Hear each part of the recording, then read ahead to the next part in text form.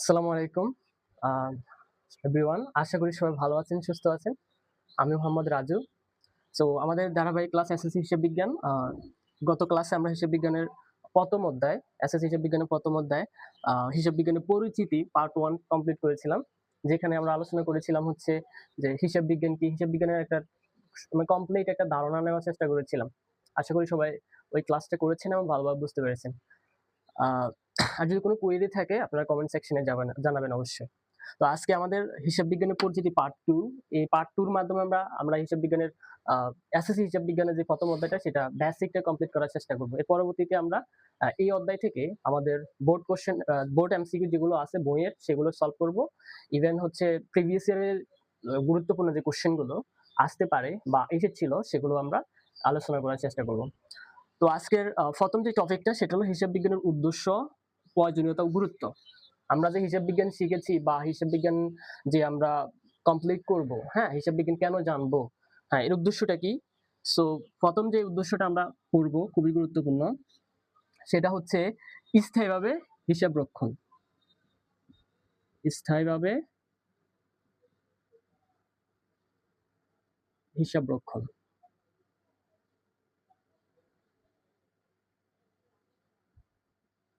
ঠিক আছে? স্থায়ীভাবে হিসাব রক্ষণ। স্থায়ীভাবে হিসাব রক্ষণ বলতে কি বোঝাচ্ছে? এটা হচ্ছে আমাদের হিসাব বিজ্ঞানের ১ম যে ধাপ মানে প্রাথমিক যে ধাপ বলতে পারি। ১ম ধাপ। হ্যাঁ? এটা হচ্ছে ১ম উদ্দেশ্য বা প্রাথমিক উদ্দেশ্য। হ্যাঁ? এটাও বলা যায়। ১ম উদ্দেশ্য বা প্রাথমিক উদ্দেশ্য। ওকে? যদি কোশ্চেনে আসে, পরীক্ষায় কোশ্চেন আসে যে হিসাব বিজ্ঞানের ১ম উদ্দেশ্য কি বা প্রাথমিক উদ্দেশ্য কি? তাহলে আসবে হিসাব রক্ষণ। তাহলে এখানে কি হিসাবগুলো রক্ষণ করব? এখানে যে আমাদের যে আর্থিক লেনদেনগুলো আছে, হ্যাঁ? আমি এখানে লিখে দিই যে আর্থিক যে লেনদেনগুলো আছে আমাদের, আর্থিক যে লেনদেনগুলো আছে, আমরা সে আর্থিক লেনদেনগুলো কি করব? সুষ্ঠুভাবে লিপিবদ্ধ করব। ঠিক আছে? ওকে। তাহলে কি? আমাদের হিসাব বিজ্ঞানের ১ম যে উদ্দেশ্যটা সেটা হলো আ স্থায়ীভাবে হিসাব রক্ষণ। যেটা হচ্ছে হিসাব বিজ্ঞানের ১ম বা প্রাথমিক উদ্দেশ্য। এখানে যে করা হয় যে আর্থিক যে প্রতিষ্ঠানের যে ব্যবসা প্রতিষ্ঠানের যে আর্থিক লেনদেনগুলো আছে সেটা সুষ্ঠুভাবে লিপিবদ্ধ করা হয়। কেন লিপিবদ্ধ করা হয়? পরবর্তীতে যেন এগুলো আ মিসিং না হয়। আমাদের স্টেটমেন্ট যেন যখন আমরা পরবর্তী জাবেদা করব, খতিয়ান করব এবং সবার শেষে আমাদের আর্থিক বিবরণী করব, ওগুলো যাতে মানে ওই আর্থিক বিবরণী যাতে সুষ্ঠুভাবে মানে কমপ্লিট করা যায়, সেটার জন্য হচ্ছে আমাদের এই হিসাব রক্ষণটা খুবই গুরুত্বপূর্ণ। আমরা যে লেনদেনগুলোই হোক আমাদের প্রতিষ্ঠানে, সেই আর্থিক লেনদেনগুলো অবশ্যই আর্থিক লেনদেন হতে হবে। সেই লেনদেনগুলো আমরা সুষ্ঠুভাবে হিসাব করে রাখবো। দ্বিতীয় যে উদ্দেশ্যটা সেটা হচ্ছে আ যে আর্থিক ফলাফল, আর্থিক ফলাফল নির্ণয়। ওকে, দেখেন। আর্থিক ফলাফল নির্ণয় বলতে কি বোঝাচ্ছে?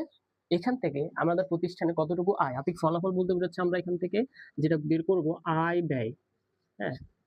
আয় ব্যয়। প্রতিষ্ঠানের আয় ব্যয় থেকে আমরা আমাদের প্রতিষ্ঠানে কত কি লাভ হইছে নাকি ক্ষতি হইছে সেটা বের করতে পারবো। ঠিক আছে? তাহলে হচ্ছে এটা হচ্ছে আমার হিসাব বিজ্ঞানের প্রধান একটা উদ্দেশ্যের মধ্যে পড়ে। আ যেটা হচ্ছে ফলাফল বলতে বোঝাচ্ছে আয় ব্যয় বিবরণ এবং এটা কোন বিবরণীর মাধ্যমে প্রস্তুত করা হয়? এটা আমরা ওই যে আর্থিক বিবরণী চ্যাপ্টারে আমরা করব। যেটা হচ্ছে বিশদ আয় বিবরণী। বিশদ আয় বিবরণী। সেই বিশদ আয় বিবরণীতে আমরা এই আর্থিক ফলাফলগুলো বের করব। তাহলে আর্থিক ফলাফল বলতে বোঝাচ্ছে আয় ব্যয়, যেখানে লাভ ক্ষতি বা লাভ ক্ষতি বের করব আমরা। প্রতিষ্ঠানে কত লাভ হয়েছে, কত লাভ ক্ষতি হয়েছে সেটা। আর এটা হচ্ছে যে বিবরণীর মাধ্যমে প্রস্তুত করা হবে সেটা হলো বিশদ আয় বিবরণী। ঠিক আছে? ওকে। তৃতীয় যেটা সেটা হচ্ছে আর্থিক অবস্থা। আর্থিক অবস্থা নিরূপণ করা। ওকে। আর্থিক অবস্থা নিরূপণ বলতে কি বোঝাচ্ছে? আর্থিক অবস্থা বলতে বোঝাচ্ছে আমার প্রতিষ্ঠানের সম্পদের পরিমাণ, আমার প্রতিষ্ঠানের দায়ের পরিমাণ, হ্যাঁ, আমার প্রতিষ্ঠানের মালিকানা সত্ত্বের পরিমাণ। ঠিক আছে? আমার প্রতিষ্ঠানের মালিকানা সত্ত্বের পরিমাণটা আমি এখান থেকে জানতে পারবো। তাহলে আর্থিক অবস্থা, একটা প্রতিষ্ঠানের আর্থিক অবস্থা নিরূপণ করা মানে কি? সম্পদ নিরূপণ করা, দায়, মালিকানা সত্ত্ব নিরূপণ করা। এখন এটা কোন বিবরণীর মাধ্যমে করব? এটা হচ্ছে আমাদের আর্থিক বিবরণী অধ্যায়ের আর্থিক অবস্থার বিবরণী। আর্থিক অবস্থার বিবরণীতে করব, যেখানে আমরা বের করব যে সম্পদ সমান আমার ওই যে আমরা এক কথায় বলতে পারি যে এখানে আমাদের a equal to l plus ওই কে কি করবে? প্রমাণ করবে। ঠিক আছে, আমার প্রতিষ্ঠানের সম্পদ কতটুকু আছে, আমার প্রতিষ্ঠানের সম্পদ সমান দায় মালিকানা সত্ত্ব আছে কিনা, এটা আমরা হিসাব সমীকরণ করব। কিন্তু এই যে বলা যায় এই গোলটাল প্লাস ওই, আমরা এটা একটা হিসাব বিজ্ঞানের একদম প্রথমেই আমরা লেনদেন যখন বিশ্লেষণ করতে যাই সেখানে আমরা হিসাব বিজ্ঞান সমীকরণটা সলভ করি। তার মানে বোঝা যাচ্ছে যে আমরা কোনো একটা লেনদেন যখনই লিপিবদ্ধ করি তখন আমরা কোন জিনিসটাকে ফোকাস করে লিপিবদ্ধ করি, আমাদের প্রধান উদ্দেশ্যটাকে মাথায় রেখে আমাদের কি লেনদেনটা লিপিবদ্ধ করে দিই। আমরা যখন লেনদেন লিপিবদ্ধ করি তখনই আমরা কি হিসাব সমীকরণ, এই যে এগুলো তো আলফা ওই প্রভাব কি আছে, কোনটা কি কোন সম্পদ কিভাবে আসছে, কোন হিসাবটা কিভাবে বসবে, কোনটাকে কি কি ইফেক্ট ফেলবে, সেটা কোন জিনিসটাকে ফোকাস করে মাথায় রেখে করতে হয় আর্থিক অবস্থার বিবরণীকে। ঠিক আছে, এই বিষয়টা আমাদের মাথায় রাখতে হবে। তার মানে আমরা একদম শুরুতেই আমি জানতে পারতেছি আমার লক্ষ্য কি, আমার গোল কি। আমার লক্ষ্য গোল হচ্ছে আমার ফাইন্যান্সিয়াল স্টেটমেন্ট তৈরি করতে হবে, আর্থিক অবস্থার বিবরণী তৈরি করতে হবে। তাহলে আমার প্রথম থেকে ওই জিনিসটাকে ফোকাস করে কি করতে হবে, আগাতে হবে। ওই জিনিসটাকে ফোকাস করে আমাকে কি করতে হবে, আমার ধাপগুলো সম্পূর্ণ করতে হবে। ঠিক আছে, তো এই যে এখানে আমরা অনেকেই ভুল করি যে হিসাব বিজ্ঞানে যখন আমরা শুরুতে শিখতে যাই আমাদের মানে ফোকাস কোন জিনিসটা, আমরা ফোকাসিং জিনিসটাকে আমরা আইডেন্টিফাই করতে পারি না।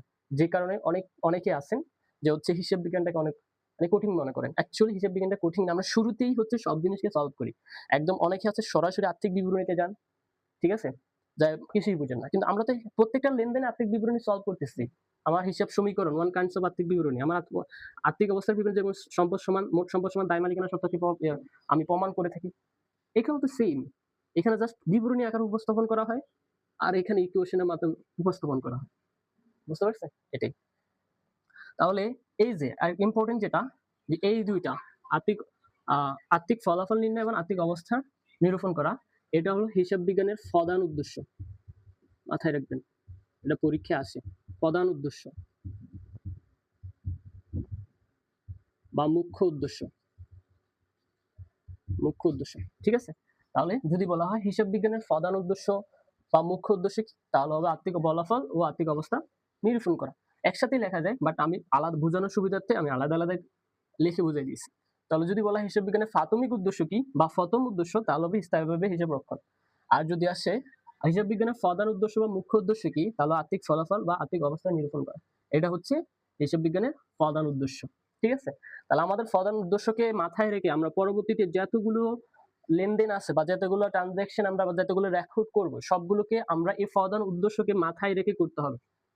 ঠিক আছে, আমি যে কোনো কাজ শুরু করি না কেন, আমাদের লাইফে যে কোনো কাজ শুরু না করি না, আমাদের একটা লক্ষ্য বা গোল সেট করতে হয়। ঠিক আছে, ওই গোলটাকে মাথায় রেখে আমাকে কাজ করতে হবে। এখন যদি আমি হচ্ছে কোনো গোল মাথায় না, আমার কোনো প্ল্যান যদি মাথায় না থাকে, ঠিক আছে, আমি যদি কাজ করি আমি ওই কাজে মানে সাকসেসফুল হওয়ার রেশিও খুবই কম। মানে হয়তো ভাগ্যতে কখনো হয়ে যায়, বাট এটা তো এক্সেপশন, তো কখনো উদাহরণ হতে পারে না। ঠিক আছে, তাহলে এই জন্য বোঝাচ্ছি আমাদের হিসাব বিজ্ঞানের উদ্দেশ্যটা হচ্ছে আর্থিক ফলাফল আর্থিক অবস্থা নিরূপণ করা, যেটা আমরা দশম অধ্যায় আর্থিক বিবরণীতে করবো। তাহলে আমরা এর আগে যে ধাপগুলো আছে ওগুলো করার সময় এই জিনিসটাকে ফোকাস করে করতে হবে। ঠিক আছে, 4 নাম্বার যে জিনিসটা আমাদের মাথায় রাখতে হবে সেটা হচ্ছে ব্যয় নিয়ন্ত্রণ। এটা ওকে, ব্যয় নিয়ন্ত্রণ হিসাব বিজ্ঞানের আরেকটা মোস্ট ইম্পর্টেন্ট উদ্দেশ্য। ঠিক আছে, ব্যয় নিয়ন্ত্রণটা কি, আমি প্রতিষ্ঠানে যদি ব্যয় নিয়ন্ত্রণ না করতে পারি আমার প্রতিষ্ঠানে কি হবে, আয় হবে, মানে আমি মুনাফা অর্জন করতে পারবো। হ্যাঁ, মুনাফা অর্জন। ঠিক আছে, তাহলে দেখেন আমার ব্যয় নিয়ন্ত্রণের সাথে মুনাফার সম্পর্ক আছে। কিন্তু আমি যদি ব্যয় কমে, হ্যাঁ, আমার যদি আমি যদি ব্যয় নিয়ন্ত্রণ করতে পারি, মানে ব্যয় কম করে যদি আমি করতে পারি, তাহলে মানে সেল বেশি করতে পারি, মানে আয় বেশি করতে পারি, তাহলে কি করতে হবে, আমার এখানে মুনাফা হবে। মুনাফা কি হবে, মুনাফা বেশি হবে। ঠিক আছে, আর আমার প্রতিষ্ঠানে যদি ব্যয় বেশি হয় তাহলে কি মুনাফা কম হবে। ঠিক আছে, মুনাফা কম হবে। এখন ভাইয়া যে হচ্ছে আমি প্রতিষ্ঠানের ব্যয় কেমনে কম করবো যদি ব্যয় বেশি হয়, আমি ওই ব্যয় বলতে সেই বই বুঝি না, আমাদের অনেক অপ্রয়োজনীয় ব্যয় আছে। ঠিক আছে, যেগুলো আমরা না করলে হয়, প্রতিষ্ঠান রান করা যায়, প্রতিষ্ঠান অপারেশন করা মানে পরিচালনা করা যায়, সেই ব্যয়গুলোর কথা বুঝাচ্ছি। মানে যেই ব্যয়গুলো আমি চাইলে কমাতে পারি, বা সেগুলো যদি নিয়ন্ত্রণ করে থাকি তাহলে মুনাফা বেশি হবে। একচুয়াতে বলা যাচ্ছে যে আমার ব্যয়ের সাথে মানে ব্যয় নিয়ন্ত্রণের সাথে মুনাফার সম্পর্কটা কি? আমার যদি ব্যয় কম হয় মুনাফা বেশি হবে, আর আমাদের ব্যয় বেশি হলে মুনাফা কম হবে, সিম্পল। এখন আমাকে অপ্রয়োজনীয় যে ব্যয়গুলো আছে সেগুলো কি করতে হবে? অপ্রয়োজনীয় যে ব্যয়গুলো আছে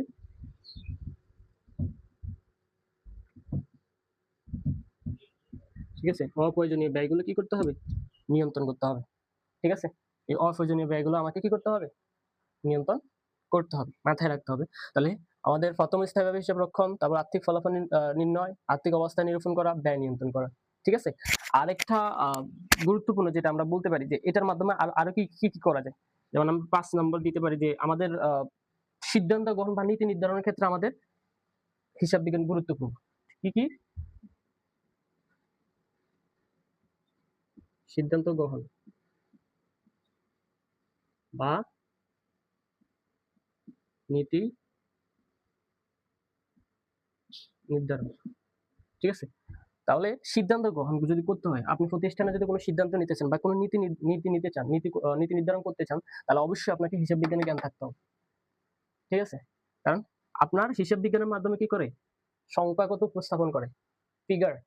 ঠিক আছে, তাহলে আমাদের হিসাব বিজ্ঞানের মেনটি হচ্ছে কোনো নাম্বার এবং ফিগার নিয়ে কাজ করে, সিম্পল। ঠিক আছে, নাম্বার নিয়ে কাজ করে আমাদের হিসাব বিজ্ঞান। আপনার নাম্বারের মাধ্যমে সেটা কি করবে? উপস্থাপন করবে যে আপনার প্রতিষ্ঠানের সম্পদ আছে এতটুকু, দায় আছে এতটুকু, মালিকানা সত্ত্ব এতটুকু, মুনাফা কিরকম হয়েছে, এটা আপনার কি সংখ্যার মাধ্যমে উপস্থাপন করবে। ঠিক আছে, এখন উপস্থাপন করার মাধ্যমে আপনি তুলনা করবে, দুই একটা বছরের সাথে তুলনা করবে, এবং তখন সিদ্ধান্ত নিতে সুবিধা হবে। অ্যাকচুয়ালি ইনভেস্টররা যারা বিনিয়োগকারীরা থাকবে, বা যারা ঋণদাতারা থাকবে, তার প্রতিষ্ঠানে ঋণ দিবে কিনা, বা যারা বিনিয়োগকারী তার প্রতিষ্ঠানে বিনিয়োগ করবে কিনা, বা কোম্পানি যদি কোনো সাপোজ কোম্পানি ব্যবসা প্রতিষ্ঠানকে বাড়াতে চায়, বা তার সেলসকে বাড়াতে চায়, বা তার অবজেক্টিভ আছে সেটা বাড়াতে চায়। ঠিক আছে, বাড়ানোর জন্য সিদ্ধান্ত গ্রহণ করার জন্য আপনাকে অবশ্যই হিসাব বিজ্ঞানে জ্ঞান থাকতে হবে, এবং হিসাব বিজ্ঞানের যে তথ্যগুলো সেগুলো আরো ভালোভাবে বুঝতে হবে। তাই এই জন্য যে সিদ্ধান্ত গ্রহণ ও নীতি নির্ধারণের ক্ষেত্রে হিসাব বিজ্ঞান খুবই গুরুত্বপূর্ণ। ঠিক আছে, ওকে। এরপর হচ্ছে ভুল সংশোধন, মানে আমরা আরেকটা যদি উদ্দেশ্য দেখি সেটা হচ্ছে ভুল সংশোধন ও জালিয়াতি প্রতিরোধ। ঠিক আছে, ভুল সংশোধন ও জালিয়াতি প্রতিরোধ। তাহলে এটা কি? কারণ ভুল কিভাবে সংশোধন হবে? হিসাব বিজ্ঞানের একদম প্রথম কাজটা কি? স্থায়ীভাবে রেকর্ড করা। আপনার সবকিছু রেকর্ড আছে। ঠিক আছে, তাহলে এখানে কি আপনি ভুল হলে সেটা সংশোধন করা যাবে না? অবশ্যই যাবে। যদি সাপোজ ধরেন আপনার একটা লেনদেন আপনি কি হচ্ছেন এখানে স্থায়ীভাবে লিপিবদ্ধ করছেন, কিন্তু আপনি হয়তো এটা খতিয়ান আনতে ভুলে গেছেন। ঠিক আছে, খতিয়ান করতে ভুলে গেছেন, তাহলে আপনি যদি রিভিউ করেন তাহলে এই ভুলটা কি সংশোধন হবে না? হবে। এরপর হচ্ছে জালিয়াতি প্রতিরোধ বলতে কি বোঝায়? রেকর্ড তো আছে, যদি লেখা থাকে জালিয়াতি করার কোনো সুযোগ আছে? নাই, কারণ তো মুখের কথা না, সবকিছুতেই আমার বিবরণী আকারে আছে, উপস্থাপন করবো, আমার লেখা আছে, লিপিবদ্ধ করা আছে, রেকর্ড করা আছে। তাহলে সেক্ষেত্রে কি আমি কোনো জালিয়াতি করতে পারবো না। তাই হিসাব বিজ্ঞান কি করে? ভুল সংশোধন ও জালিয়াতি প্রতিরোধ করে, এটা মাথায় রাখবেন। ঠিক আছে, তাহলে এই মোটামুটি এগুলো হচ্ছে আমাদের জন্য খুবই গুরুত্বপূর্ণ, মানে এই বিষয়গুলো আমাদের জানতে হবে। আরেকটা হচ্ছে আমরা আরেকটা যদি আমরা জানি যে যেমন হচ্ছে কর নিরূপণ। কি কি কি নিরূপণ? কর নিরূপণ। ঠিক আছে, এই বিষয়টা আমাদের মাথায় রাখতে হবে। কর নিরূপণ, কর বলতে কি বোঝায়? আমাদের এখানে আয়কর থাকতে পারে, আয়কর, তারপর হচ্ছে সম্পত্তির কর আছে। ঠিক আছে, ওকে। এখন দেখেন এই আয়কর কি, এগুলো কি আমরা আমাদের কত টাকা ট্যাক্স, মানে আমরা আমাদের বিবরণীর মাধ্যমে এটা দেখাবো, যেমন প্রতিষ্ঠানের আয় কত, আমার প্রতিষ্ঠানের সম্পদ কত আছে। ঠিক আছে, ওগুলোর উপরে আমি যখন বিবরণী আকারে দিব, সরকারকে দিব, যারা ট্যাক্স অথরিটি থাকবে, যারা এটা কালেক্ট করবে, তাদেরকে আমি বিবরণী উপস্থাপন করবো, তারা আমার রেকর্ড দেখবে, রেকর্ড দেখার পরে সেখান থেকে আমার ট্যাক্স দিতে হবে। তো সেক্ষেত্রে কি কর নিরূপণ করার ক্ষেত্রে যদি আমার প্রতিষ্ঠানের কর বা ব্যক্তির কর যেই করেই হোক না কেন, আমি যদি প্রতিশোধ নিরূপণ করতে চাই, তাহলে আমার হিসাব বিজ্ঞানের জ্ঞান থাকতে হবে। হিসাব বিজ্ঞান এটার ক্ষেত্রে খুবই গুরুত্বপূর্ণ কাজ করে। ঠিক আছে, ওকে। তাহলে এই বিষয়গুলো হচ্ছে হিসাব বিজ্ঞানের উদ্দেশ্য, প্রয়োজনীয়তা ও গুরুত্ব। মোটামুটি এগুলো হচ্ছে এসএসসি যে যারা নবম দশম শ্রেণীতে আছে বা বোর্ড পরীক্ষায় এগুলোই সবচেয়ে বেশি কঠিন, মানে এগুলোই সবচেয়ে বেশি আসে আর কি কোশ্চেন গুলো। সো এগুলো মাথায় রাখতে হবে যে হিসাব বিজ্ঞানের উদ্দেশ্য, প্রয়োজনীয়তা, গুরুত্বের মধ্যে প্রথম যেটা স্থায়ীভাবে হিসাব রক্ষণ, যেটা হচ্ছে স্থায়ীভাবে হিসাব রক্ষণ বলতে বোঝাচ্ছে আর্থিক লেনদেন, মানে যে ঘটনাগুলো আর্থিক যে লেনদেনগুলো থাকবে সেগুলো লিপিবদ্ধ করতে পারে। এটা হচ্ছে যে হিসাব গণনার প্রথম উদ্দেশ্য বা প্রাথমিক উদ্দেশ্য। আর আর্থিক ফলাফল বা আর্থিক অবস্থা নিরূপণ করা এটা হচ্ছে হিসাব বিজ্ঞানের প্রধান উদ্দেশ্য বা মুখ্য উদ্দেশ্য যেটাকে আমরা বলি। আর হচ্ছে ব্যয় নিয়ন্ত্রণ, আমরা তো বলেছিলাম যে ব্যয় নিয়ন্ত্রণ হচ্ছে এটা হিসাব বিজ্ঞানের অন্যতম একটা প্রধান উদ্দেশ্য। ঠিক আছে, অন্যতম একটা প্রধান উদ্দেশ্য। ঠিক আছে, কারণ কি আমি যদি ব্যয় কম হয় প্রতিষ্ঠানে, অপ্রয়োজনীয় যে ব্যয়গুলো আছে সেগুলো যদি আমি নিয়ন্ত্রণ করতে পারি তাহলে আমার কি মুনাফা বেশি হবে। আর যদি আমার মানে ব্যয়ের পরিমাণ বেশি হয় তাহলে সেক্ষেত্রে আমার মুনাফা কম হবে প্রতিষ্ঠান। এটা হলো বেসিক। আর সিদ্ধান্তকর নীতি নির্ধারণের ক্ষেত্রে এটাও বলছিলাম, ভুল সংশোধন, জালিয়াতি প্রতিরোধ আর হচ্ছে কর নিরূপণ করা। তাই এগুলোই হচ্ছে হিসাব বিজ্ঞানের উদ্দেশ্য বা প্রয়োজনীয়তা বা গুরুত্ব। ঠিক আছে, এখান থেকে আমরা এটা ভালোভাবে জানতে পারবো। এবং এমসিকিউর জন্য আমি বলে দিচ্ছি, এই যে এটা আর এই দুটা আর এটা খুবই গুরুত্বপূর্ণ। ঠিক আছে, তাহলে এই তিনটে এমসিকিউ, এখান থেকে এমসিকিউ আসবে, মাথায় লিখে রাখেন। এই অধ্যায় থেকে যদি এমসিকিউ আসে, এটা তো একদম বলা যায় 3 স্টার দেওয়া যায়। যারা এসএসসিতে আছেন তারা এই দুইটা বিষয় খুব মাথায় রাখতে পারেন। এখান থেকে অনেকভাবে কোশ্চেন আসতে পারে। আর্থিক ফলাফলের মাধ্যমে কি নিরূপণ করা হয়? তাহলে হচ্ছে লাভ ক্ষতি নিরূপণ করা হয়, এটা মাথায় রাখতে হবে। আর আর্থিক অবস্থার মাধ্যমে কি নিরূপণ করা হয়? আর্থিক অবস্থার মাধ্যমে সম্পদের মালিকানা সূত্র নিরূপণ করা হয়। সিম্পল। তাহলে এখান থেকে শুধু যে এমন যে প্রধান উদ্দেশ্য এভাবেও আসতে পারে, আবার আপনাকে ওভাবে বলতে পারে ফলাফল বলতে কি বোঝায়, তারপর আর্থিক অবস্থা থেকে কি বের করে। সো যারা এসএসসিতে আছেন তারা এগুলো খুব ভালোভাবে মাথায় রাখবেন। ঠিক আছে, ওকে। এখন আমরা যেটা দেখবো সেটা হচ্ছে হিসাব বিজ্ঞানের উদ্দেশ্য কর্ম বিকাশ। ঠিক আছে, মানে হিসাব বিজ্ঞান কখন উৎপত্তি হয়েছে, এর উৎপত্তি কখন হয়েছে, আর বিকাশটা কিভাবে হয়েছে সেটা এখন দেখবো। দেখেন যে প্রস্তর যুগ, প্রথম যে হিসাব বিজ্ঞানের একদম শুরু, মানে হিসাব বিজ্ঞানটা 1000 বছর ধরে মানে চর্চা করা একটা বিদ্যা। ঠিক আছে, এটা এমন না যে আজকাল হয়েছে, এটা 1000 বছরের মতো হয়ে গেছে। ঠিক আছে, সো এটা হচ্ছে প্রথম যে যুগটা ছিল সেটা হচ্ছে প্রস্তর যুগ। এখানে প্রস্তর যুগে কি করতে হবে, মানুষ দাগ কেটে, মানুষ কি করতো তখন, মানুষ পাথরে, হ্যাঁ, মানুষ পাথরে গায়ে, হ্যাঁ, মানুষ পাথরের গায়ে তারা যে প্রস্তর যুগে মানুষ কি করতো, অ্যাকচুয়ালি মানুষ পশু শিকার করতো। হ্যাঁ, এটা আরেকটা গুরুত্বপূর্ণ, কি করতো, পশু শিকার করতো। ওকে, পশু শিকার করতো। এই যে পশু ওকে, পশু শিকার করতো, এই যে তারা পশু শিকার করতো, মানুষ সেগুলোকে কি করতো, পাথরের গায়ে কি করতো, বা সংখ্যা মানে পাথরের গায়ে তারা এটা লিখে মানে দাগ দিয়ে রেখে রাখতো মনে রাখার জন্য। ঠিক আছে, তখন থেকেই ছিল। তাহলে ফার্স্টের যুগে হচ্ছে পশু শিকার করতো মানুষ, সেগুলো কি মানুষ পাথরের গায়ে মানে চিহ্ন দিয়ে বা শামুকের গায়ে মানে শামুকের মাধ্যমে চিহ্ন দিয়ে তারা এগুলো কি দাগ কেটে হিসাব রাখতো। প্রাচীন যুগে এসে মানুষ কি করলো, এই সময় তো মানুষ কোথায় ছিল, মানে যে কাজগুলো ছিল এগুলো গুহায় ছিল মানুষ। ঠিক আছে, কোথায় ছিল, গুহায় ছিল। হ্যাঁ, ওকে। প্রাচীন যুগে মানুষ কি করলো, তখন পশু শিকার থেকে মানুষ আস্তে আস্তে সভ্য হতে শুরু করলো। মানুষ তখন কৃষিকাজ করা শুরু করলো, কৃষিকাজ। ঠিক আছে, তাহলে কৃষিকাজটা হচ্ছে প্রাচীন যুগ থেকে কৃষিকাজ শুরু হলো। মানুষ তখন কি করতো, এবার তারা আবার দলবদ্ধ হয়ে থাকা শুরু করলো। এরপরে যে যুগটা আছে বিনিময় যুগ। এই বিনিময় যুগটা কি, ধরেন এখানে যে কৃষিকাজ করতো মানুষ, হ্যাঁ, কারো চাল আছে, কারো ডাল আছে, কারো আলু আছে। ঠিক আছে, তো এই বিনিময় যুগ মানে হচ্ছে যে পণ্যের বিনিময়ে পণ্য। ঠিক আছে, পণ্য, হ্যাঁ, লেনদেন। ওকে, ঠিক আছে, এখানে পণ্যের বিনিময় যুগ বলতে বোঝাচ্ছে পণ্যের বিনিময়ে পণ্য লেনদেন করার যুগ। ঠিক আছে, মানে আমার কাছে চাল আছে, আপনার কাছে ডাল আছে, সিম্পল। এখন আমার ডাল লাগবে, আপনার চাল লাগবে, সো আমি আপনার সাথে এক্সচেঞ্জ করলাম, এটাই হলো বিনিময় যুগ। ঠিক আছে, কারণ একজনের গরু আছে, একজনের মহিষ আছে। ঠিক আছে, এখন আমার মহিষ দরকার, তার গরু দরকার। ঠিক আছে, তাহলে মানে আমি তাকে আমার গরু দিয়ে দিব, সে আমাকে মহিষ দিয়ে দেবে। এই যুগটা মানে ওই যে ভ্যালুয়েশনটা, একটা গরুর একটা মহিষের যে পার্থক্যটা, এখন তো আমরা সেই পার্থক্যটা বুঝতে পারতেছি, তখন তো এই পার্থক্যটা ছিল না। আর এই যে বড় একটা অসুবিধা সৃষ্টি হলো, যে কারো স্বর্ণ দরকার, কারো রূপা দরকার, আর এক্সচেঞ্জ করে ফেললো। স্বর্ণ আর রূপার মধ্যে মানে ভ্যালুয়েশনের দিক থেকে অনেক এগিয়ে এসে, তাই না, অনেক পার্থক্য আছে। তো এই যে অসুবিধাটা, এর অসুবিধাটা দূর করার জন্য মুদ্রা ব্যবস্থা চালু হলো।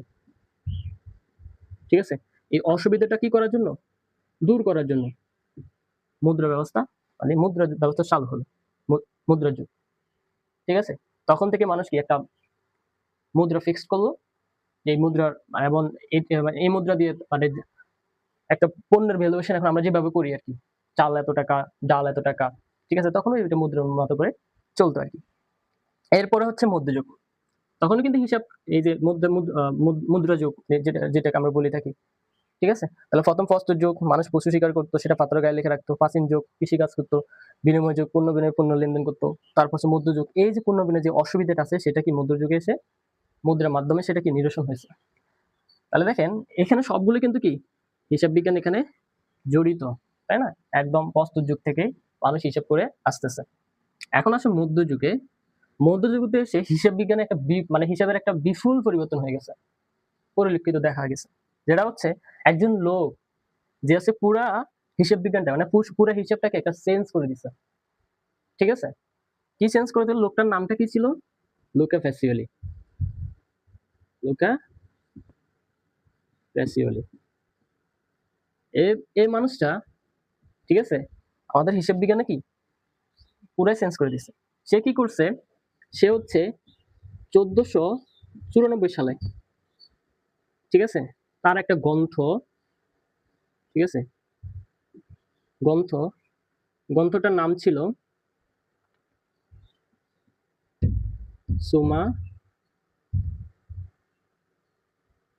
সুমা দে অ্যারিথমেটিকা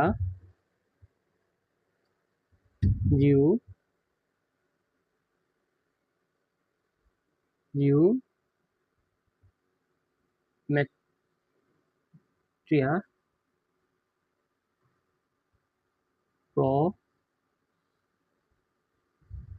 প্রপোর্শনিয়া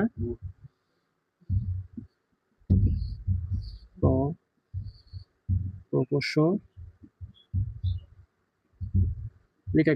এই গ্রন্থটার মধ্যে সে কি করলো? সে দুই তরফা দাখিলা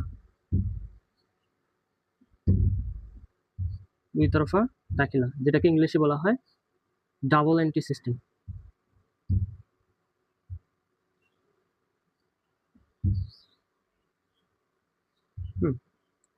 পদ্ধতি আবিষ্কার করা হলো। মানে এই যে লুকা প্যাসিওলি 1494 সালে কি করলো? যে তার একটা গ্রন্থ সুমা দে অ্যারিথমেটিকা জিওমেট্রি প্রফেশনালিটা, এই দুতরফা দাখিলা ডাবল এন্ট্রি পদ্ধতির কি সূত্র বর্ণনা করলো, ঠিক আছে। এ কি বললো? যে আমাদের প্রত্যেকটা লেনদেনকে আমরা দুইটা ভাগে ভাগ করব, মানে দুইটা পক্ষ থাকবে মিনিমাম, ঠিক আছে। একজনকে ডেবিট করতে হবে, একজনকে ক্রেডিট করতে হবে। একজন সুবিধা পাবে, একজন সুবিধা প্রদান করবে। সে এসে আমাদের পুরো হিসাব বিজ্ঞানটাকে কি করে চেঞ্জ করে দিছে।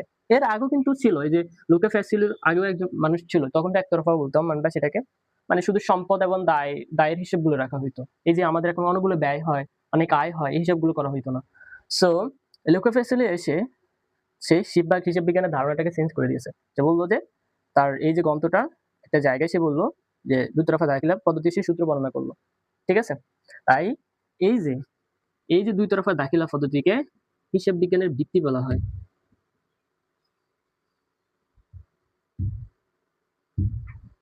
হিসাব বিজ্ঞানের ভিত্তি, তাহলে হিসাব বিজ্ঞানের ভিত্তি কি?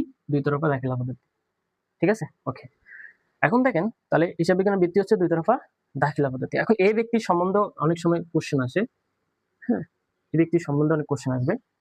হ্যাঁ, তো এই প্যাসিওলির জন্ম মৃত্যু যদি আমরা একটু দেখি, এর জন্ম হচ্ছে 1447 সালে, আর মৃত্যু হচ্ছে 1517 সালে, ঠিক আছে। তাহলে লুকা প্যাসিওলি তার জন্ম হচ্ছে 1447 সালে এবং মৃত্যু হচ্ছে 1517 সালে। এটা অনেক সময় মাথায় আসে, মানে পরীক্ষা আসে। এরপরে হচ্ছে তিনি ছিলেন একজন ইতালীয় নাগরিক, ইতালি নাগরিক। ইতালি কোন শহরে সে জন্মগ্রহণ করে? এটা হচ্ছে ভ্যানিস শহরে, ঠিক আছে। ওকে, তাহলে হচ্ছে এই যে লুকা প্যাসিওলির জন্ম হচ্ছে 1447, মৃত্যু হচ্ছে 1517। তিনি ছিলেন ইতালীয় নাগরিক, ইতালি ভ্যানিস শহরে তিনি জন্মগ্রহণ করেন। তিনি পেশায় কি ছিলেন? পেশায় তিনি পেশায় ছিলেন গণিতবিদ। গণিতবিদ, ঠিক আছে। ধর্মযাজক। ধর্মযাজক বলতে কি বুঝাই আমরা? যে পাদ্রী ফাদার আছে না খ্রিস্টানদের, ঠিক আছে, পাদ্রী ফাদার। পাদ্রী ফাদারকে তো আমরা চিনি, ঠিক আছে। খ্রিস্টানদের মানে আমাদের মুসলিমদের যেটাকে আমি হুজুর বলি আর কি, খ্রিস্টানরা সেটাকে পাদ্রী ফাদার বলে, ফাদার বলে, ঠিক আছে। তো তিনি একই সঙ্গে গণিতবিদ ছিলেন পেশায়, আবার ধর্মযাজক পাদ্রী ফাদার ছিলেন। তো লুকা ফ্যাসিলি সম্বন্ধে এতটুকুই আমাদের মাথায় রাখতে হবে। এই মধ্যযুগে লুকা ফ্যাসিলি তাকে হচ্ছে আধুনিক হিসাব বিজ্ঞানের জনক বলা হয়। সবচেয়ে গুরুত্বপূর্ণ, আধুনিক হিসাব বিজ্ঞানের জনক, ঠিক আছে। তাহলে আধুনিক হিসাব বিজ্ঞানের জনক কে? লুকা ফ্যাসিলি, ঠিক আছে। লুকা ফ্যাসিলি থেকে আমাদের মোটামুটি এগুলো জানলে হবে, পরীক্ষা এগুলোই আসবে। যে লুকা ফ্যাসিলি হচ্ছে 1494 সালে যে গ্রন্থটা মানে দুতরফা দাখিলা পদ্ধতি যে গ্রন্থটা আবিষ্কার করেন সেটা হচ্ছে 1494 সালে, ঠিক আছে। এরপরে হচ্ছে তার জন্ম মৃত্যু থেকে তেমন একটা কোশ্চেন আসে না, তারপর জানা রাখবেন জন্ম হচ্ছে 1447 সালে, মৃত্যু হচ্ছে 1517 সালে। আর হচ্ছে তিনি একজন ইতালীয় নাগরিক ছিলেন, ইতালি ভ্যানিস শহরে তিনি জন্মগ্রহণ করেন। প্রথম যে হিসাব বিজ্ঞানটা আবিষ্কার হয়েছিল সেটা ইতালীয় ভাষায় হয়েছিল, এটা মাথায় রাখবেন। আর এই যে আমাদের যে হিসাব বিজ্ঞান প্রথম যে হিসাব বিজ্ঞানটা আসছে, ঠিক আছে, যে হিসাব বিজ্ঞানটা প্রথম কোন ভাষায়? ইতালীয় ভাষায়, এটা মাথায় রাখবেন, ঠিক আছে। ইতালীয় ভাষায় এটা আবিষ্কার হয়, মানে উনি যেহেতু ইতালিয়ান তাহলে উনি ইতালীয় ভাষায় লিখবেন। এটা অনেক সময় যে হিসাব বিজ্ঞান সর্বপ্রথম হিসাব বিজ্ঞান কোন ভাষায় আসছিল সেটা হচ্ছে ইতালীয় ভাষা, এটা মাথায় রাখবেন। ওকে, তাহলে প্রস্তর যুগ শেষ, প্রাচীন যুগ শেষ, বিনিময় যুগ শেষ, মুদ্রা যুগ শেষ, মধ্যযুগ, এখন আছে আধুনিক যুগ, ঠিক আছে। আমরা এখন যে যুগে আছি সেটা হচ্ছে আধুনিক যুগ। আধুনিক যুগ কি আর মধ্যযুগের মধ্যে হবে? অ্যাডভান্স না? এই আধুনিক যুগে এসে হিসাব বিজ্ঞান এখন অনেক প্রকার হিসাব বিজ্ঞান হয়ে গেছে, ঠিক আছে। মানে প্রত্যেকটা ক্ষেত্রে হিসাব বিজ্ঞানের টাইপ ভিন্ন হয়ে গেছে। যেমন হিসাব বিজ্ঞানের ব্যবস্থাপনা হিসাব বিজ্ঞান দেখেন, একটা হচ্ছে ব্যবস্থাপনা হিসাব বিজ্ঞান। ওকে, ব্যবস্থাপনা হিসাব বিজ্ঞান কি? যেটাকে আমরা ম্যানেজারিয়াল অ্যাকাউন্টিং বলি। এখানে ম্যানেজমেন্টের ভিতরে মানে এটা হচ্ছে ইন্টারনাল যারা থাকে, প্রতিষ্ঠানের ভিতরে যারা থাকে, হ্যাঁ, তাদের জন্য হিসাব বিজ্ঞানটা। এরপর হচ্ছে মানব সম্পদ হিসাব বিজ্ঞান আছে, মানব সম্পদ হিসাব বিজ্ঞান, হিসাব বিজ্ঞান। বাজেটীয় হিসাব বিজ্ঞান আছে,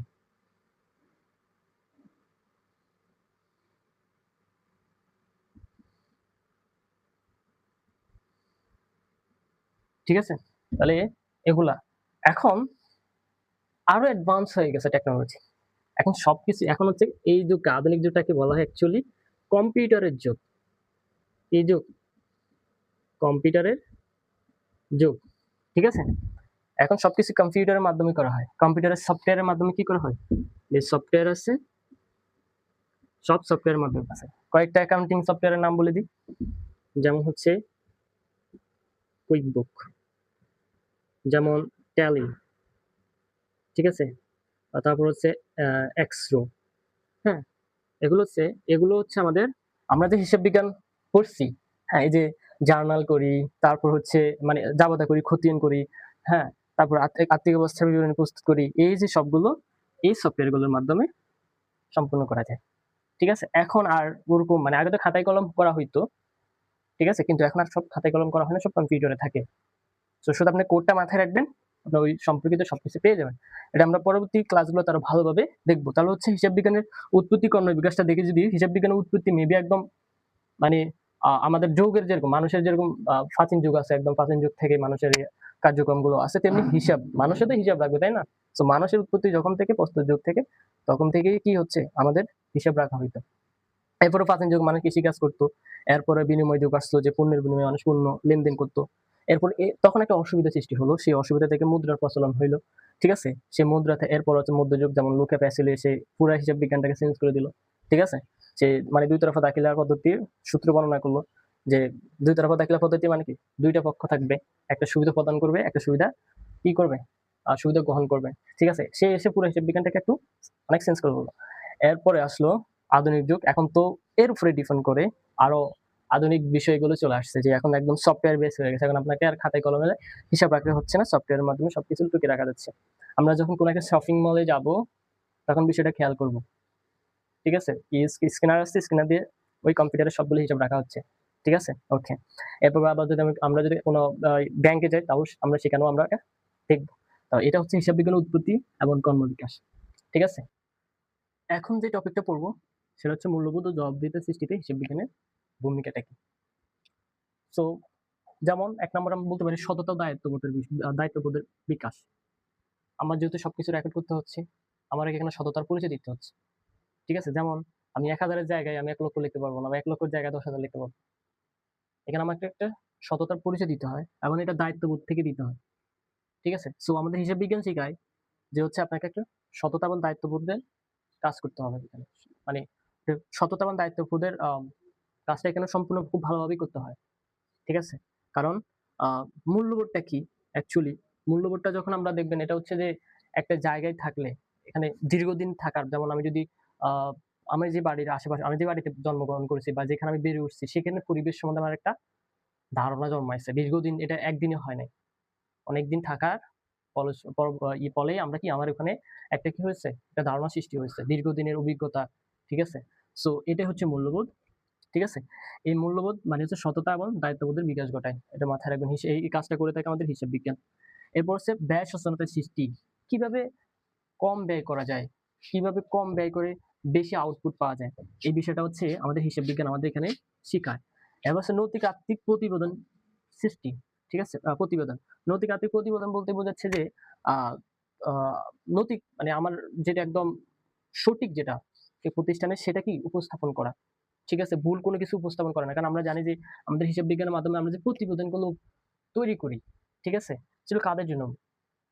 ব্যবহারকারীদের জন্য। সো সেই ক্ষেত্রে আমাকে নৈতিক মানে একদম সঠিক যেটা, সেটাই আমাকে উপস্থাপন করতে হবে। ঠিক আছে? আমি আমার প্রতিষ্ঠানে কম আছে, বাট আমি এটাকে যদি বেশি দেখাই, তাহলে সেটা তো আর হবে না। আমার যতটুকু আমার প্রতিষ্ঠানের অ্যাকচুয়ালি আছে, ততটুকুই আমি কি ব্যবহারকারীদের কাছে উপস্থাপন করব। এরপর হচ্ছে জবাবদিহিতার সৃষ্টি। হিসাব বিজ্ঞান জবাবদিহি সৃষ্টি করে। যেমন যারা ব্যবস্থাপক আছে, ঠিক আছে? ব্যবস্থাপক, তার মালিক, হ্যাঁ? তাদের মধ্যে তারা কি এটার জন্য জবাবদিহিতা সৃষ্টি করতে হয়। কারণ যখন এই ব্যবস্থাপক মালিক, সে বলবে যে কি রেকর্ড করা হইছে, কিভাবে কি রেকর্ড করা হইছে, প্রতিষ্ঠানের আয় কিরকম হইছে, প্রতিষ্ঠানের সম্পদ আছে কিনা, নিট ক্ষতি হচ্ছে কিনা, লাভ হচ্ছে কিনা, এটার জন্য তাকে একটা জবাবদিহিতা করতে হয়। তেমনি মালিকও তার কার্যক্রমের জন্য মানে প্রতিষ্ঠানের এই যে কি কি অপারেশন গুলো হচ্ছে, আ পু আ মালিক ব্যবস্থাপনা এবং হচ্ছে এরা কি প্রতিষ্ঠানে ঠিকমতো সরকারকে কর দিচ্ছে কিনা, ঠিক আছে? ভ্যাট দিচ্ছে কিনা, এই বিষয়গুলো খুব মাথায় রাখতে হয়। ঠিক আছে? সেজন্য হচ্ছে জবাবদিহিতা সৃষ্টিতে আমাদের হিসাব বিজ্ঞান খুবই গুরুত্বপূর্ণ ভূমিকা এই ক্ষেত্রে পালন করে থাকে। আমাদের লাস্ট টপিক যেটা, সেটা হচ্ছে সমাজ ও পরিবেশের সাথে হিসাব বিজ্ঞানের সম্পর্ক কি? ঠিক আছে? দেখেন, আ সমাজ ও পরিবেশের সাথে হিসাব বিজ্ঞানের যে সম্পর্কটা, সেটা হচ্ছে যেমন ১ নম্বর আমাদের বলতে পারি যে জলবায়ু নিয়ন্ত্রণের ভূমিকা। ঠিক আছে? আমাদের প্রতিনিয়ত জলবায়ু পরিবর্তন হচ্ছে, যেটাতে আমাদের কি হয়? পরিবেশের ক্ষতি হয়। আর পরিবেশের ক্ষতি বা সমাজেরও ক্ষতি হয়। এখন হিসেব বিজ্ঞানের ক্ষেত্রে তাহলে কি করে? হিসেব বিজ্ঞানের কাছে সবকিছু লিপিবদ্ধ করা থাকে, মানে রেকর্ড করা থাকে।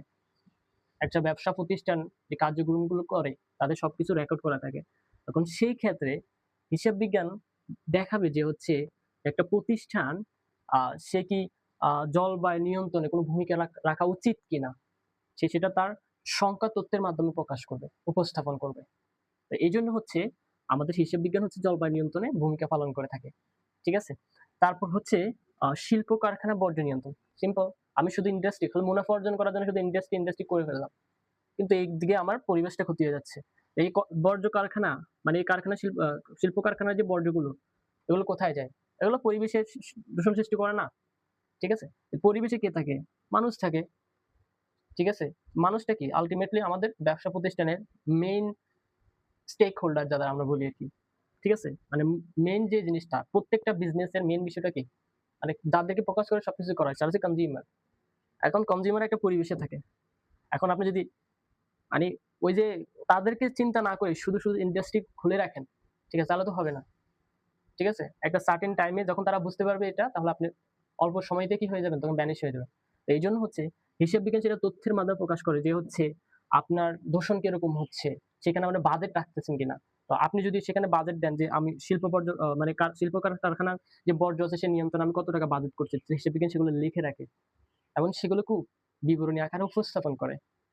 এখানে সে বলে না যে আপনি এখানে লিপিবদ্ধ করুন, সে কিন্তু যে কত টাকা আপনি লিপিবদ্ধ করবেন, কত টাকা এই ক্ষেত্রে বাজেট করবেন, সেটা সে কি করবে লিখে রাখবে। হিসাব বিজ্ঞান কাজ হচ্ছে সেটা লিপিবদ্ধ করে রাখা এবং সেটা রেকর্ড আকারে কি করা উপস্থাপন করা। এরপর আছে পণ্যের অপচয় রোধ। পণ্যের হিসাব তো থাকবেই স্বাভাবিক, আমার কত পণ্য আছে। আমি সেক্ষেত্রে আমার আ বেশি অপচয় হয়ে যাচ্ছে কিনা সেদিকে আমার আ আ খেয়াল রাখতে হবে। এবং আমি এটা যখন হিসাব রাখবো, যেমন এগুলো যখন আমি হিসাব রাখবো, পণ্যগুলো হিসাব থাকবে আমার কাছে। ঠিক আছে? তাহলে আমি কি মানে বুঝতে পারবো যে আমার কি অপচয় হচ্ছে না অপচয় হচ্ছে না। ঠিক আছে? এরপর হচ্ছে সামাজিক দায়িত্ব পালন। শুধু একটা ব্যবসা প্রতিষ্ঠান শুধু মানে মুনাফা অর্জন করবে এটাই না। সে বৃত্তি দিবে। ঠিক আছে? বৃত্তি ব্যবস্থা করতে পারে যারা মানে একটু মানে সুবিধা বঞ্চিত মানুষ, শিক্ষার্থী তাদেরকে কি করতে পারে? বৃত্তি প্রদান করতে পারে। বিভিন্ন সামাজিক কাজে তারা এগিয়ে আসতে পারে। ঠিক আছে? যেগুলো আমরা আমাদের সচরাচর দেখি, আমাদের ব্যাংকগুলোর দিকে তাকাইলে দেখি অনেক ব্যাংক কি বৃত্তি দেয় না? অনেক ব্যবসা প্রতিষ্ঠানও কি ব্যাংক ওয়ান কাইন্ড অফ একটা ব্যবসা, তাই না? এটা বুঝতে হবে। তাহলে এগুলোর মাধ্যমে কি হয়? সামাজিক দায়িত্ব পালন করা হয়। আর এই যে বৃত্তিটা দিলেন, এগুলা রেকর্ড করা লাগবে না? অবশ্যই হিসাবটা করতে হবে। এটাই হিসাব বিজ্ঞানের সম্পর্ক। এই যে আপনি কাজগুলো করবেন, এগুলো সবগুলোর তো একটা হিসাব রাখতে হবে। এখানে যে বাজেটগুলো রাখবেন, এখানে যে টাকাগুলো আপনি দিবেন, এগুলোর একটা হিসাব রাখতে হবে। আর হিসাব রাখা কিসের মাধ্যমে? হিসাব বিজ্ঞানের মাধ্যমে। তাই হচ্ছে এই যে সমাজ এবং পরিবেশের সাথে হিসাব বিজ্ঞানের সম্পর্কটা কি বুঝছেন? হিসাব বিজ্ঞান সেটা সে তার সংখ্যাগত মানে সংখ্যাগত তথ্য দিয়ে সেটা কি করবে? মানে রেকর্ড করবে এবং সেটা উপস্থাপন করবে। ঠিক আছে? সে রেকর্ড দেখাবে যে জলবায়ু নিয়ন্ত্রণে এত টাকা রাখা হইছে। তারপর শিল্প কারখানা বর্জ্যতে এত টাকা রাখা হইছে। পণ্য অপচয় এত হইছে। সামাজিক দায়িত্ব ভিত্তিতে এত, মানে এগুলোর জাস্ট একটা সংখ্যা সে উপস্থাপন করবে। সংখ্যায় সে কি করবে? রেকর্ড করবে, সেগুলো পরবর্তীতে সে উপস্থাপন করবে। এটা হলো আমাদের হিসাব বিজ্ঞানের পরিচিতি পার্ট 2 শেষ। আমরা এখান থেকেই মানে শেষ আমাদের হিসাব বিজ্ঞানের পরিচিতি। এসএসসি তে এগুলো তেমন একটু এগুলো থেকে এমসিকিউ খুবই কম আসছে। তারপর জাস্ট একটু জানার জন্য হচ্ছে পড়া বলানো আরকি। না হলে আমাদের সবচেয়ে বেশি গুরুত্বপূর্ণ যে জায়গাগুলো, যেমন হিসাব বিজ্ঞানের ধারণা, যেটা আরকি মানে হিসাব বিজ্ঞান কি? এখন আ পার্ট 1 আরকি। পার্ট 1 খুবই গুরুত্বপূর্ণ এবং পার্ট 2 র মধ্যে আমরা যেটা আলোচনা করেছিলাম যে হচ্ছে যে হিসাব বিজ্ঞানের উদ্দেশ্য, গুরুত্ব, প্রয়োজনীয়তা। তারপর করেছিলাম যে হিসাব বিজ্ঞানের উৎপত্তি, কর্মবিকাশ। এই পর্যন্ত খুবই গুরুত্বপূর্ণ এখানে। ঠিক আছে? আর এগুলো জাস্ট একটু ধারণা নিবেন। আর এখান থেকে অনেক সময় এমসিকিউ আসছে ২-১ টা একটু আ ঘুরানো টাইপ ইদানিং আসতেছে। যেহেতু হচ্ছে এখন কারিকুলাম চেঞ্জ, হ্যাঁ? সিস্টেম চেঞ্জ হয়ে যাচ্ছে মোটামুটিভাবে। এখন সবকিছু একটু মানে এইসব টাইপের এখান থেকেও দেওয়ার চেষ্টা করতেছে। জাস্ট আমাদের রেকর্ডিং সিস্টেম থেকে দিচ্ছে না। এই জায়গাগুলো থেকে আমাদের এমসিকিউ রাখার চেষ্টা করতেছে কোয়েশ্চেন কর্তারা। তাই আমাদেরকে এই বিষয়গুলো মাথায় রাখতে হবে। ঠিক আছে? তো আমরা আ এটা হলো আমাদের নবম, দশম শ্রেণী বা এসএসসি হিসাব বিজ্ঞানের ১ম অধ্যায়। পার্ট 1, পার্ট 2 কমপ্লিট করে ফেললাম এবং হচ্ছে পার্ট 3 তে আমরা জাস্ট হলো এমসিকিউ গুলো সলভ করব। কারণ এখানে তো কোনো ম্যাথ নেই। সো হচ্ছে এমসিকিউস, বোর্ড কোয়েশ্চেন, যে বোর্ডের যে এমসিকিউ গুলো আছে সেগুলো আগে সলভ করব। তারপর হচ্ছে বিগত বছরের কয়েকটা এমসিকিউ সলভ করব। ঠিক আছে? তো এই হলো আজকে আমাদের ক্লাস। সো আ আশা করি সবাই বুঝতে পারছেন। আর যদি কোনো কিছু জানার থাকে, হ্যাঁ, বা কোনো কিছু বা আপনারা কোন ক্লাসটা বেশি চাচ্ছেন, আগে চাচ্ছেন, সেটা অবশ্যই কমেন্ট সেকশনে জানাবেন। এবং অবশ্যই বন্ধুদেরকে বিষয়টা শেয়ার করবেন। ঠিক আছে? ওকে, ততক্ষণ পর্যন্ত সবাই ভালো থাকেন, সুস্থ থাকেন। সবার মঙ্গল কামনা করছি। আসসালামু আলাইকুম।